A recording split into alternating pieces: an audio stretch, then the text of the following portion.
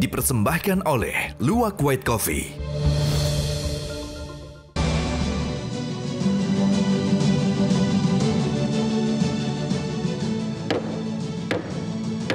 Selamat malam para pemirsa, ketemu lagi di Hot Room dengan saya, Hotman Paris.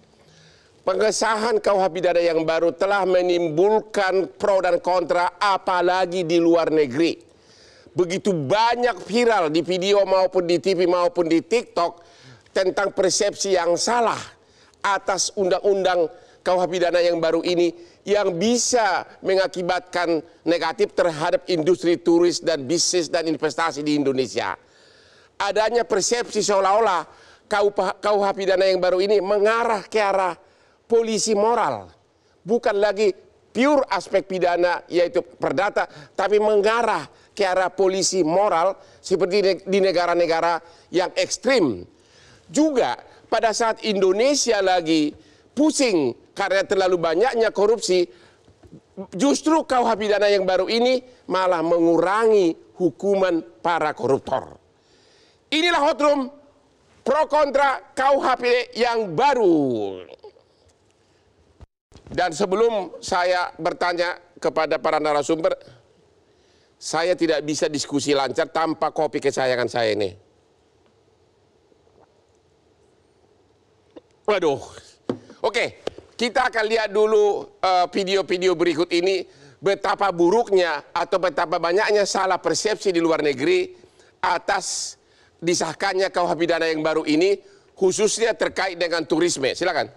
Indonesia has just criminalized premarital activities, and this doesn't only include their local population but also tourists. Do not share a room with your partner if you're travelling to Bali or other parts of Indonesia unless you're married, because you may end up in prison. It's just one of the strict new laws in the Muslim majority country, which is becoming much more conservative. If you're thinking of traveling to Indonesia, Bali especially, and you're unmarried, listen to this. The Indonesian parliament has passed a law where if you're unmarried and you're found having sex in Indonesia, you could be jailed.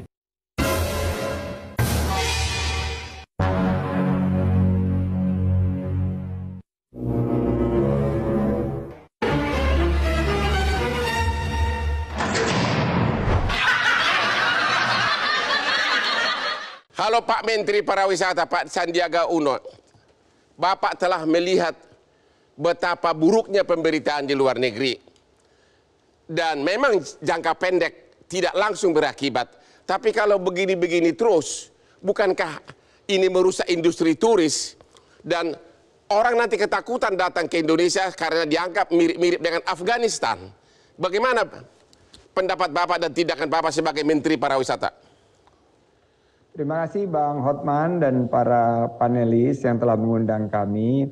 Kami terus melakukan gerak cepat, gercep, dengan mengirimkan tim langsung ke pasar-pasar utama wisatawan mancanegara kita, Australia, India, Singapura, Malaysia, Inggris, dan Amerika Serikat, untuk menjelaskan dan menegaskan dan memberikan klarifikasi untuk pasal-pasal yang ada di Undang-Undang KUHP. Kami terus berkomunikasi dengan Kedubes, baik dari Australia sebagai pasar utama kita, dan banyak pemberitaan yang salah sudah diperbaiki berita-berita dan narasinya.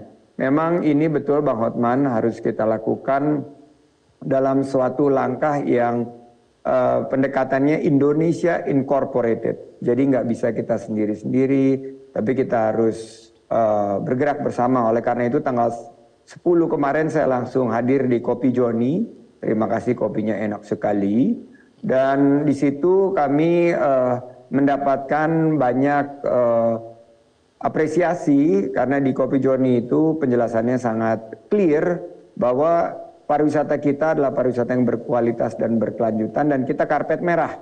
Dan kita sampaikan walaupun masih terlalu dini, dibilang belum berdampak, tapi memang per hari ini kunjungan dan kedatangan wisatawan mancanegara ini justru meningkat menuju liburan Nataru. dan belum ada pembatalan. Untuk bypass kekaburan ini, apakah Bapak setuju agar segera Kapolri mengeluarkan surat keputusan, memberikan instruksi kepada semua polisi untuk tidak melakukan pengecekan atas orang-orang yang check-in di kamar hotel, termasuk menanyakan surat nikahnya? Apakah tidak sebaiknya ada surat perintah tegas dan itu kemudian dipublikasikan secara internasional? Ya, sekali lagi kami meyakinkan semua wisatawan bahwa tidak akan ada penggerebekan, tidak akan ada pengecekan terhadap status perkawinan di fasilitas pariwisata dan ekonomi kreatif, hotel, dan tentunya saya melihat juga salah satu opsi adalah berkoordinasi dengan pihak Polri, dan ini akan kami komunikasikan dengan Bapak Kapolri untuk segera ditindaklanjuti, dan ini akan kita sampaikan kepada IGMA, yaitu Indonesian General Manager Associations dari hotel, yang selama ini menjadi mitra kita karena mereka adalah frontliner, mereka front desk. Dan memang kalau kita lihat justru peningkatan kunjungan wisatawan mancanegara ini harus kita kawal momentumnya, harus kita pastikan jangan ada narasi yang salah atau narasi yang negatif terhadap pariwisata. Jadi Bapak setuju agar segera dikeluarkan SK bersama Kapolri, Menteri Pariwisata dan Jaksa Agung seperti yang dulu dilakukan terhadap Undang-Undang ITE. Ada SK bersama, jelas berupa peraturan SK bersama, dan itu diumumkan bahwa dilarang polisi untuk melakukan penggerebekan terhadap kamar hotel untuk mengecek surat nikah. Bapak setuju atau tidak? Selama itu untuk memastikan pariwisata kita bangkit dan wisatawan mancanegara meningkat, wisatawan Nusantara pergerakannya juga berlipat, kita harus pastikan karena ini adalah instruksi Presiden. Oke Pak, jadi ini semua dari Pak Menteri masih berupa wacana, belum ada tindakan real dari Bapak untuk mencegah turis ini menganggap negara Indonesia ini mengarah seperti Afghanistan. Ya, tindakan real kami adalah terus berkomunikasi dan bersosialisasi. Dan per hari ini Bang Hotman, bahwa tidak ada outcome yang negatif. Belum ada pembatalan. Saya garis bawahi belum ada pembatalan, malah ada peningkatan dari permintaan kunjungan ke destinasi wisata di Indonesia. Dan tentunya ini kita akan koordinasikan. Saya akan jumawa jika saya bilang tidak ada dampaknya, karena ini masih terlalu dini. Tapi saya akan pastikan narasi ini akan menyelamatkan 45 juta masyarakat Indonesia yang menggantungkan hidupnya di sektor pariwisata dan ekonomi kreatif. Termasuk jika ada nanti interpretasi hukum yang bisa membahayakan kelangsungan usaha dari pariwisata dan ekonomi kreatif ini. Jadi ini tugas saya dan kita akan pastikan bersama-sama Bang Hotman. Oleh karena itu saya juga hadir di Hot Room untuk mengklarifikasi jika ada pemahaman yang salah di masyarakat dan ini harus kita luruskan. Terima kasih Pak Menteri. Pak Taufik Basari sebagai Komisi 3 DPR sudah tahu bahwa masih pro dan kontra, sudah tahu bahwa banyak pasal-pasal moral yang sebenarnya tidak menyentuh pidana tapi dipidanakan. Kenapa dipaksakan KUH pidana itu?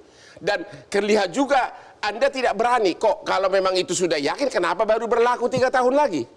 Silakan. Ya, pertama ini melalui satu proses ya. Jadi kalau kita bandingkan antara draft 2019 dengan draft terakhir yang kita setujui dan kemudian menjadi KUHP baru, itu sudah mengalami perubahan yang sangat mendasar. Dan setiap tahapan perubahan itu adalah perubahan-perubahan yang progresif dan positif.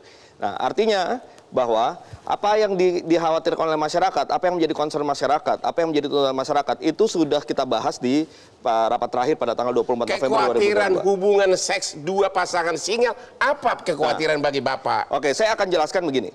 Kebetulan di tanggal 24 November itu saya angkat isu ini. Ya, saya mengatakan bahwa ada masukan dari teman-teman gerakan perempuan, dari LBH Apik, dari Apindo yang menginginkan agar pasal ini dihapus. Nah, kemudian kita bahaslah dalam forum lobby dan kemudian kita temukan bahwa memang ada dua pendapat besar. Yang satu ingin agar pasal ini dipertahankan bahkan lebih dikeraskan lagi. Yang satu lagi ingin dihapus. Oleh karena itulah maka kita menyadari ini ada dua pendapat yang kalau kita ambil salah satu tentu yang lain akan protes. Karena itu kita ambil jalan tengahnya. Apa jalan tengah yang kita ambil? Yang jalan tengah yang kita ambil adalah oke, kita akui pasal ini ada ya di dalam KUHP, tetapi kita berikan batasan-batasan yang sangat ketat. Batasannya apa? Batasannya adalah delik ini menjadi delik aduan, ya. Delik aduannya absolut. Jadi hanya suami atau istri yang bisa mengadu, ya, apabila terikat perkawinan, atau orang tua atau anak yang bisa mengadu kalau tidak terikat perkawinan. Undang-undang KUH pidana yang lama sudah terbit 300 tahun yang lalu, tidak ada pasal yang mengatakan bahwa hubungan seks dua single itu pidana kalau dilaporkan oleh anaknya. Ini bukan suatu kemunduran. Makanya ini kan didasarkan dari apa yang menjadi masukan-masukan publik kepada proses ini. Nah, masalahnya kita pun juga harus menghormati ya pandangan-pandangan yang menginginkan agar ini dikriminalisasi. Tapi Bang, yang jelas begini, karena ini pasalnya gini, ayat 2-nya mengatakan bahwa perbuatan ini tidak dapat dituntut kecuali dengan, yaitu kalimat negatifnya begitu. Jadi sebenarnya ini bukan menjadi masalah publik, hanya masalah dua kelompok pihak itu, yaitu suami atau istri yang terikat perkawinan atau orang tua dan anak ketika terikat perkawinan. Kalau yang pertama tentu deliknya adalah delik terhadap lembaga perkawinan.